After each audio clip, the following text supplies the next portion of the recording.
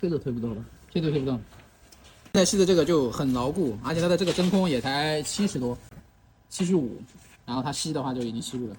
好，我们再操作一遍啊，然后现在把这个脱掉。好，然后把这样关掉。它这个要按一下，因为你表面应该是还没有跟这个吸盘压得太紧啊，要按一下。然后这个东西就一直开着，先不要关。然后这个时候，你看就很牢固了，现在开不动的，推都推不动了，推都推不动。就是每次它吸完东西的时候要压一下，要不然它这个表面跟这个吸盘它不是很贴合，因为它这个橡胶是相对来讲要软一点，所以说要把里面的空气全部排完之后，它才能吸得比较牢固。你看现在完全拽不动。